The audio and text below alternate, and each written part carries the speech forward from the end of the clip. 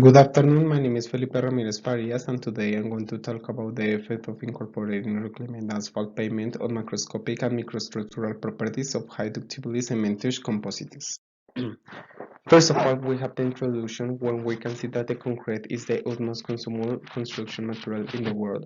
Also, due to the maintenance of repair of roadways every year, like quantity of inner construction waste are generated.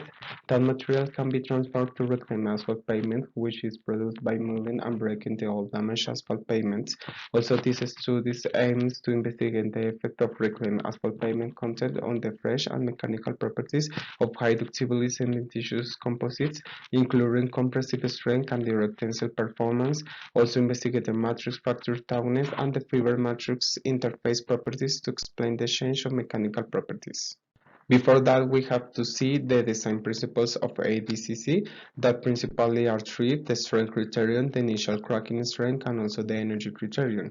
And also we have the fact that the incorporation of RAP can also improve the sustainability of the building environment. For the experimental program, we have the raw material and mixed proportions, when we can see that the surface of reclaimed asphalt pavement is raw while that of river sand is smooth. Also, the asphalt content using this story is about 6.9%. The nominal maximum aggregate size is 0.6 millimeters, and also the mean size of reclaimed asphalt pavement is slightly smaller than that of river sand.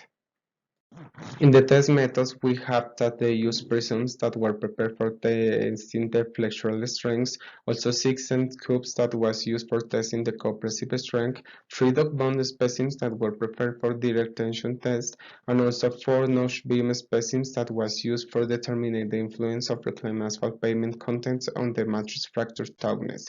And also we have the fact that all the specimens were demolded after 24 hours of casting and then cured until 28 days at a specific temperature and humidity. For the results and discussions, we have first the fluidity, when we can see that the high ductility cementitious composites slurry fluidity show a downward trend with a massive decrease about 11%, and also that the reclaimed asphalt pavements absorb more water during mixing. This makes that the paste incorporated with reclaimed asphalt pavements show poor fluidity. For the comprehensive strength and flexural strengths, we can see that the different mix have the essential constant comprehensive strengths at 28 days with fluctuations less than 3.1%, and also that the flexural strengths at 28 days increase with increased substitution of rate of reclaimed asphalt pavement, and the maximum increase was about 30% when the replacement rate is 60%. In the other hand, for direct tensile property, we can see that the tensile strength capacity of high ductility cementitious composites, including reclaimed asphalt pavement aggregate, is obviously increased, which is influenced only by the properties of the matrix fiber and the interface zone.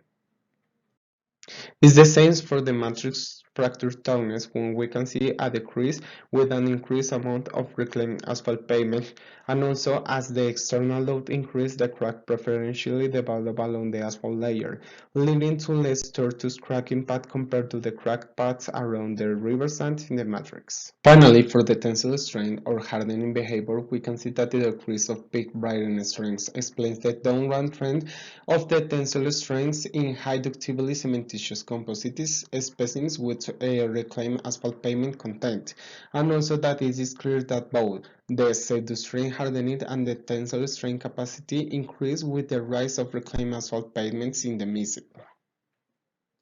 In the conclusion, we can see principally three that are basics. That is the fluidity of the high ductility cementitious composites incorporated with reclaimed asphalt pavement decrease as compared with that of control group.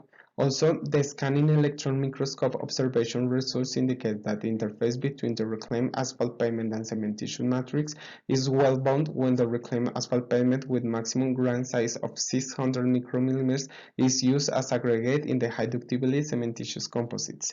Also, we have the tensile strength capacity shows a dramatic rise at the increase of reclaimed asphalt pavement content, which can be explained for the microscale level based on the micromechanical design principles. And we have the final conclusion that is the reclaimed asphalt pavement has the potential to be used to substitute local river sand as aggregate without sacrificing the strength of high ductility cementitious composites. And finally, we can see the bibliography that was used for this presentation. Thanks.